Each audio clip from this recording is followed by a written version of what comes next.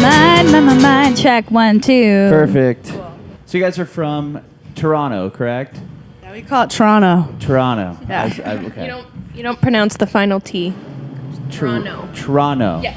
Toronto. Yeah. Got it. Wow. Okay. Growing up, you two are sisters, Jordan and Kylie, right? Okay. So how did you two guys get into music? Like growing up, how was it growing up in Toronto?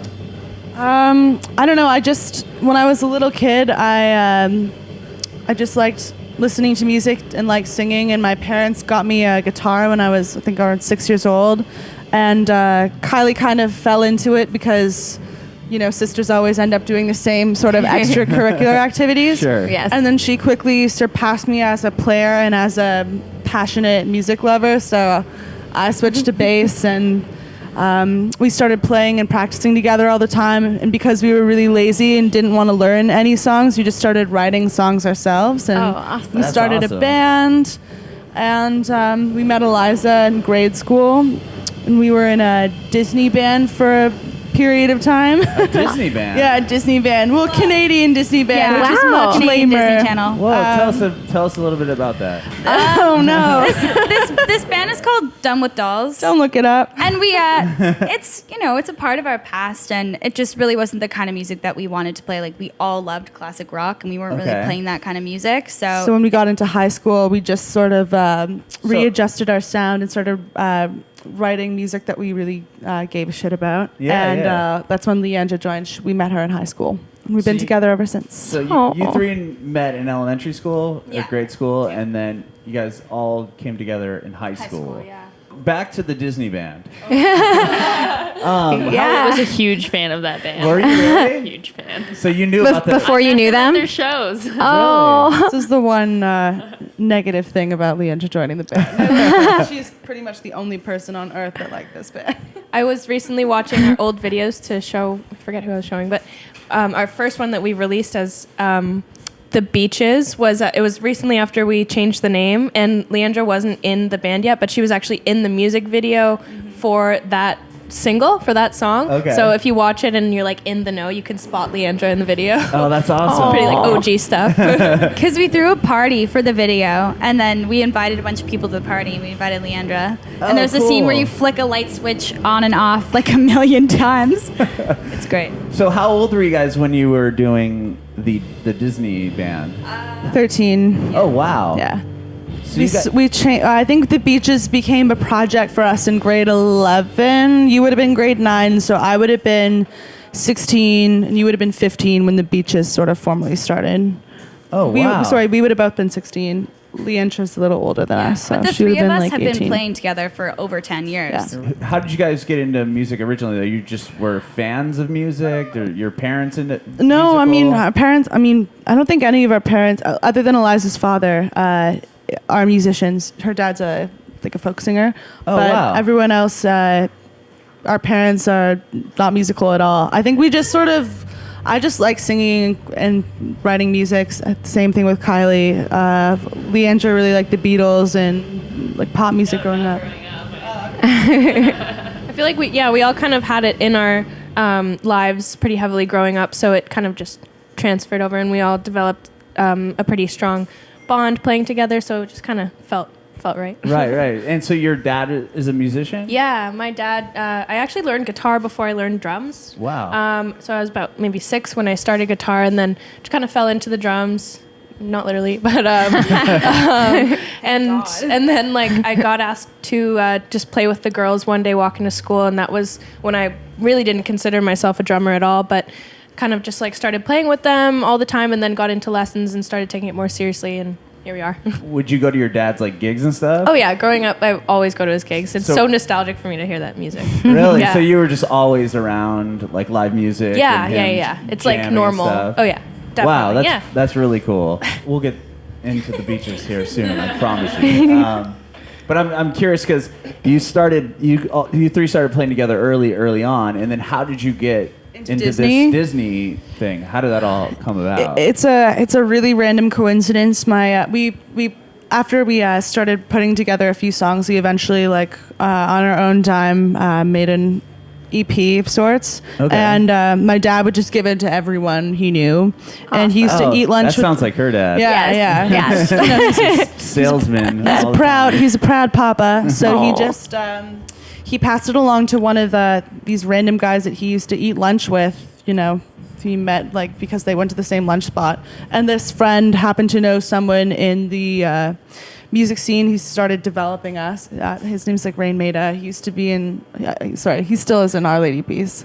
Oh, cool. So he developed us for a little bit of time, and through him we facilitated some connections and got on the Family Channel, which is like the Canadian Disney Channel. So we did like 2 songs with them, and then that's sort of how it happened. And were they putting you guys on the road and stuff? Were you like touring as the Disney band? We did one tour as like the Beaches. As Done with Dolls, and it was 2 tours. I saw you guys on 2 tours. Okay. Yes. Yeah. the last tour we did was just as we were sort of coming to the end with the Done with Dolls project. We were touring with this Disney boy band, and it was just sort of a bit of a disaster. We weren't really believing in what we were doing anymore. Sure. And that's like the hardest thing to do, like to sell stuff that you don't believe in on stage. And so after that tour, we came back and we were like, we can't do this anymore. Like, let's actually, if we're going to pursue music, let's write and perform music that we care about and give a damn about. For that band, were you guys writing the songs and then they were kind of Disney-ifying No, them? we didn't write the songs. Or they just gave you the songs? I mean, we were pretty much 10 and 11 when we were writing those songs, or 11, 12, we weren't really writing. We took more of the writing load when we started the Beaches. Okay. Yeah. So you guys all met in high school, and you knew of them because of the band that they were in before? Big fan. I found out about them on the Family Channel. Oh, really? So I'd watch that. That's where you got like Sweet Life, Hannah Montana, That's So Raven. Yeah, so I was tuned in. So you were tuned into what they were doing, and then you had just ended up having to go to the same school as them? Like, Well, I'm older than them, so I already went to our high school. And when they started grade 9, I was like, oh my God, Done with Dolls is at my school. Leandra was my peer tutor in music class. Oh. So fitting. So she like taught me guitar. Wow. I just told them, She was my peer tutor in gym. okay.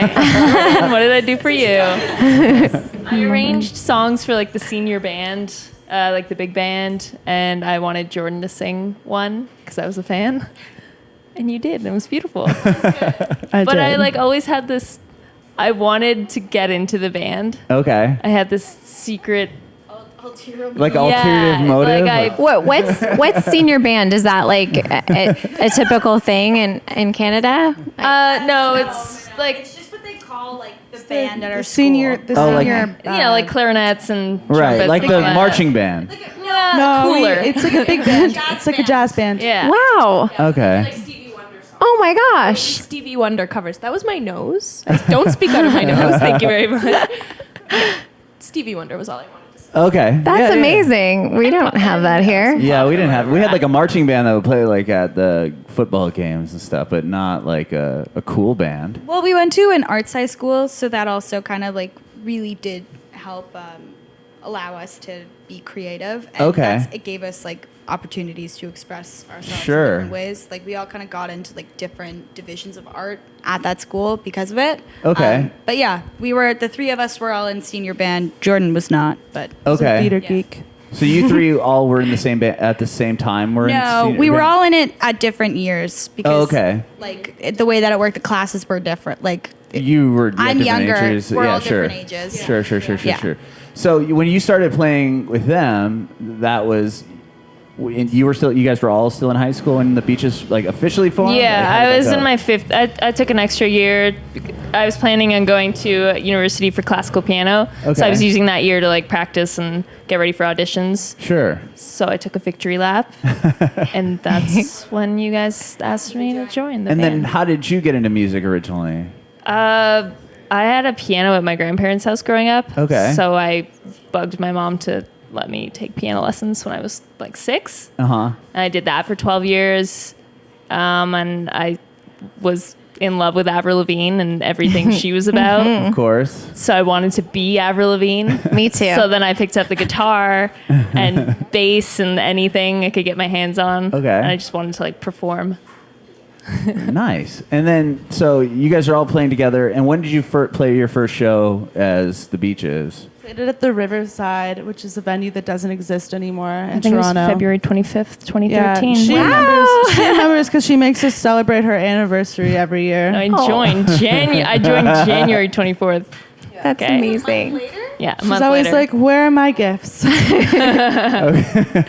But you had already put out music before. We had put out one first- EP, yeah. and then when Leandra joined, we released a second EP, and now. Well, when I joined, you were finishing already- up the first EP. We'd already finished it, yeah, or it was Like being. finishing up because I have vocals on one. You're right. Absolutely Sorry. nothing. My bad. So you're finishing up with the first EP. You join the band, and then you guys start playing around your hometown area. Yeah, we had a residency at a bar in Kensington Market, which is the cool, hip area of Toronto. Okay. Every Wednesday at midnight, we'd play a set when we were still in high school. That's pretty So cool. some Like of us 6 would months. show up the next day for school, and some of us wouldn't. Me? I still had to show up. Nah, I did not show up. I showed up sometimes drunk. Amazing. Those were Kylie's partying years.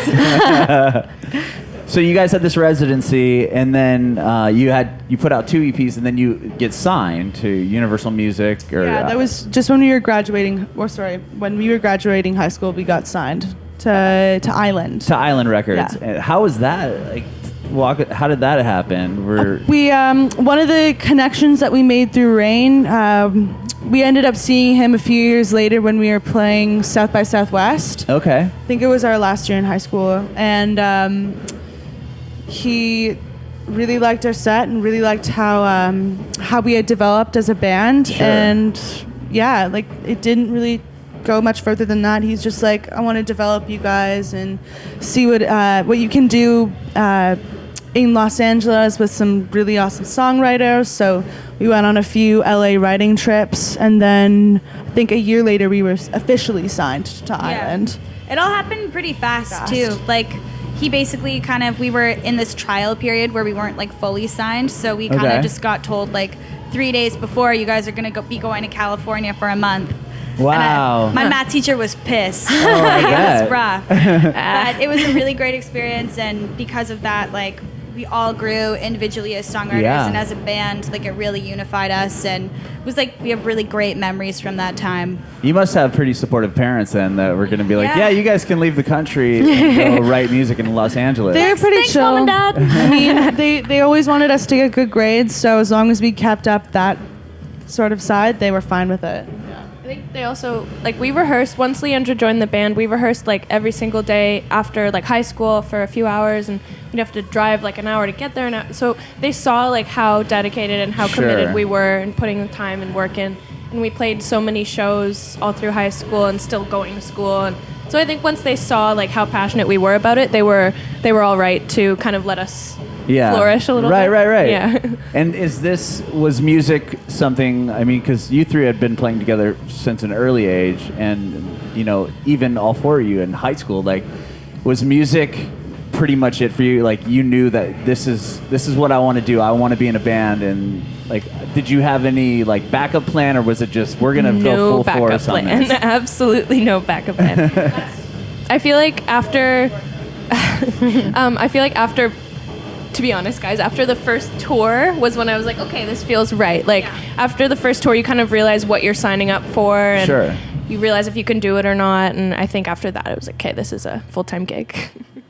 Oh man, I'm just gonna defeat what you said with my statement. I'm sorry. I mean, I never think about this as a career. Like, it's just been such a fun, awesome time. Like, just touring with my best friends, writing music. Like, it's just something I love. So I hate to look at it as like a job. I know, like, we all work really hard, and there's so much work and effort that gets put into it. But at the end of the day, like, it's not like an ordinary job. We have like the luckiest opportunity in the whole world to be able to do what we do. So I don't really see it as a career. It's like this thing that we That's You just get like to a have fun, fun, yeah. awesome thing to do that we do. Well, It's part of your life, you know? And it sounds like you were in theater too, so maybe your backup could be acting. No, not at all. I was actually I got out of theater because I'm a terrible actress and a terrible dancer.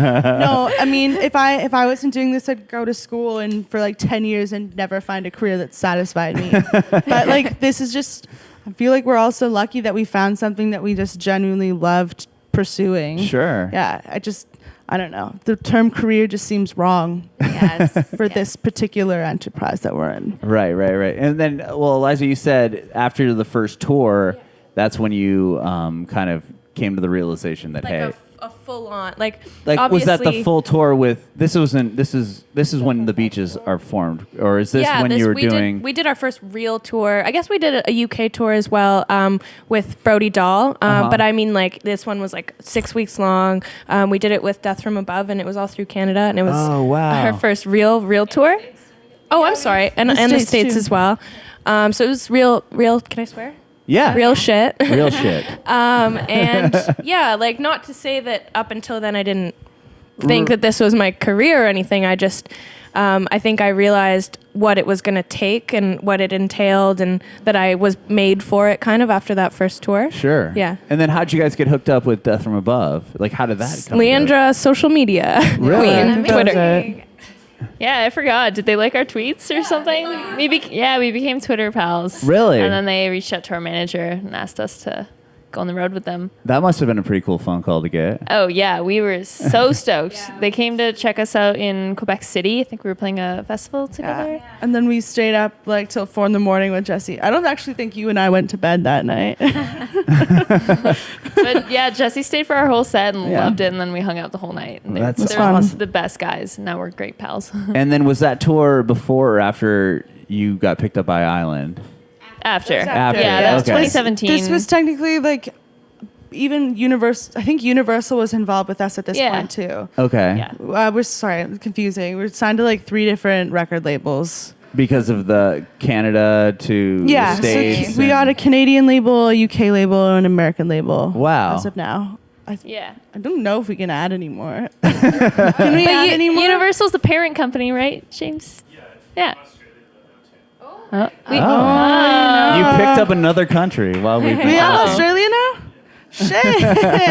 Big news. Tell those Australian beaches to move over. There's another band. Sorry, there's another band in Australia, a female band called Beaches, and it's weird. And But they were there first. It's all we can all be friends. yeah, I'm sure we're great. Hit The us up. Beaches tour. You can go to Australia and you But I think play together. we got signed to Island in 2014, 2015, and this Death from Above tour was 2017. Okay, so yeah. at this point you had 2 EPs out, and then when you signed to Island, is this when you start working on Late Show? No, we've been when we went through about like a 3-year sort of developmental period with Island, where we were just trying to figure out our sound. So we went on a bunch of LA trips, worked with like 30 different producers each trip, so like maybe 60 different producers in total, Wow. and essentially like took what we learned from songwriting with all these really talented musicians and writers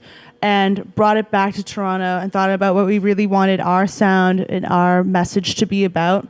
Came up with like a sound that was what we sort of wanted essentially Late Show to be, and started writing from there, taking the lessons that we had learned in Los In Angeles. LA, Yeah. and then you guys had Emily Haynes produce the record, which yeah. is crazy to have. You know, you've worked with like these, and you know, Death from Above from Canada, and then you get Emily Haynes from Metric, who's also a Canadian artist. That Like, was an incredible how team did up. how did you lock in her to help you guys out? That was, I think, the president of our Canadian label, Jeffrey. He worked a lot with Arts and crafts. Arts and crafts. So he worked and, with the band like very closely when they were like a lot, I don't know, younger. Like 10 they years ago. sort of came up in the scene in Toronto together. And they're really good friends. And And she'd Emily always- was reaching out and talking about how she was like interested in kind of pursuing producing or pursuing a new project creatively. And he said like, I just saw this crazy band play.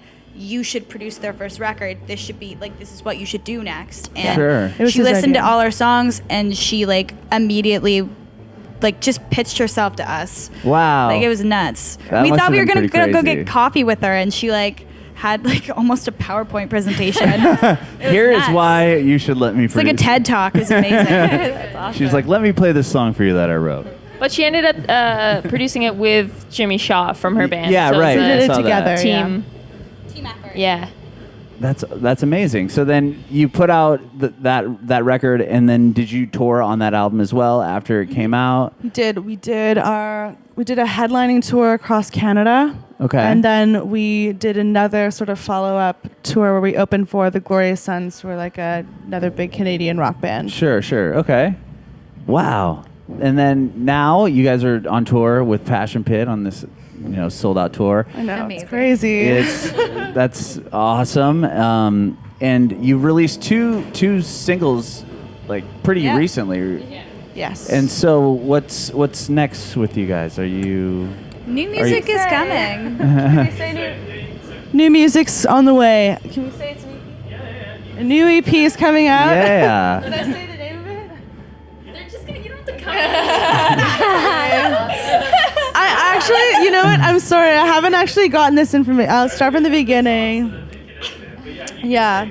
So we have a new EP coming out called The Professional. It features like the 2 singles that we've released already with 3 new awesome tracks. They're all produced by this amazing like pirate hippie Irishman, Jackknife Lee, and we're super psyched to release it. Awesome. Yeah. And did you guys where did you record the record in Canada? We again? actually recorded it, 2 of the songs in Toronto, and then the 3 new ones we just finished last week in his home in Calabasas, or is it Topanga that he lives? like Los Topanga. Angeles area. Yeah. Oh, okay. Well, right on. Well, that's amazing, and it's so cool that you 2 sisters, and then your friend from elementary school, and then you bring in your teacher from high school, Our gym teacher. your gym teacher / music teacher. We should and- refer to you. We just like to thank our gym teacher. Yeah. That's my favorite. Oh my god. Well, we have one more question for you. Sure. And I want to hear from everyone individually, if that's okay. So, do you have any advice for aspiring artists? You have one? My advice is just for anyone that wants to be in a band, make sure it's with people that you really love and care about, because there's times when it gets really hard where you're all like dirty and you haven't showered in forever and you haven't slept and you just want to like kill each other, but you don't. You stop yourself because you truly love Do you the wanna kill people. us? No, what I'm trying to say, I'm just trying to say you should start a band with people, regardless of like your musical taste, with people that you really love and care about. That's my advice. Work hard and don't let the bastards get you down. I like that one. For aspiring musicians, I guess definitely like. You go first. Keep at it. You never know when it's going to happen for you. I mean, I thought I was going to go off to university and become a music teacher, and then I got to live my dream that I've been dreaming about since I was a little kid. Yeah. So just keep practicing and doing what you love to do, and it'll take you somewhere. Very Is that cool. nice? And keep your songs under a minute, okay? God damn. I guess like define your sound and kind of make sure that whatever your first thing that you put out, like play around with a lot of stuff, but like I think having a really solid first record with a very defined sound kind of makes bands and artists like stand alone from the rest. Like Sure. I don't know, having a unified sound is like a really important thing, and that's really what we focused on with our first record. Sorry. Yes. Can I take 2? I think we should share some advice that Emily gave us. She told us when she was working with us that if people are trying to pressure you to perform a song or write a song that doesn't feel true to who you are, because they're promising you more money or more esteem and more popularity, you should always trust your gut instinct, because you're the one that has to go on stage and perform that material, and you have to own up to it. So I think that's probably some of the best advice we've ever gotten. We like to share it with everyone out there now. Bringing it backward.